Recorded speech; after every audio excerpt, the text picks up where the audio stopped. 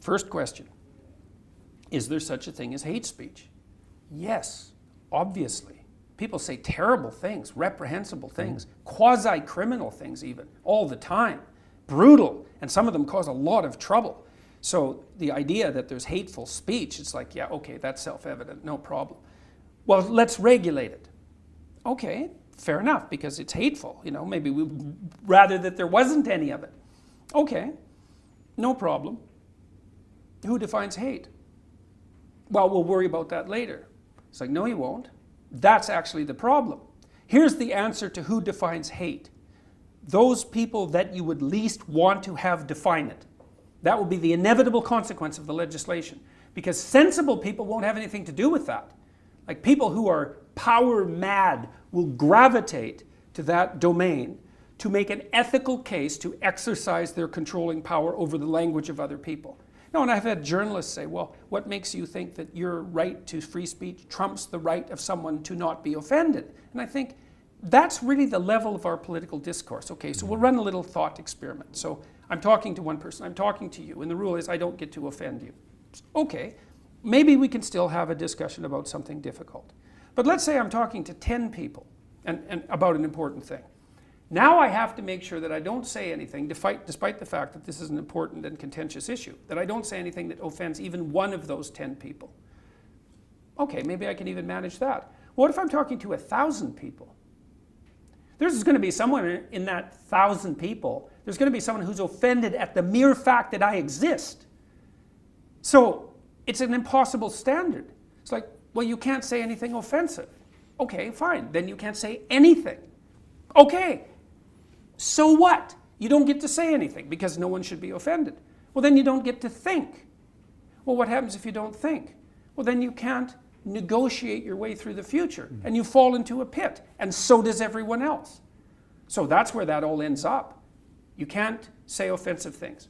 Equals, you cannot negotiate your way properly through the future. Equals, everyone suffers.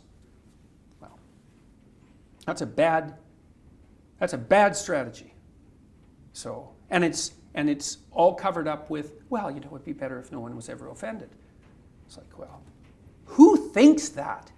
You know how naive you have to be to think that? How you have to be pathologically naive, which is the kind of naive that you could have grown out of, but you willfully refused to because you weren't willing to see what was in front of your face. And then you impose that blind naivety on everyone else because you don't want to allow them to upset your rosy view of yourself and the world.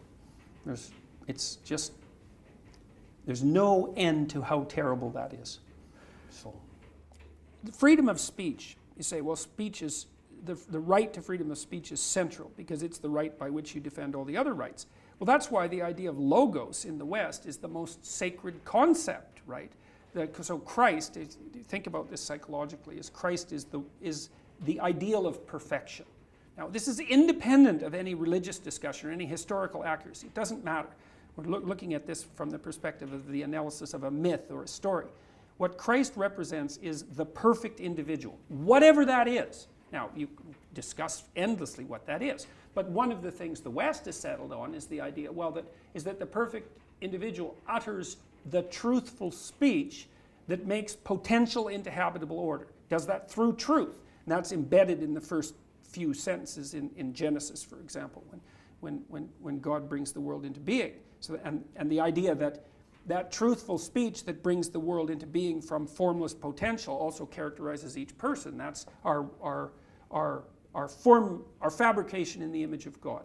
That's the idea of the West. It's an unbelievably remarkable idea that perfection, individual perfection, is to be found in a relationship with spoken truth. God, that's the great idea.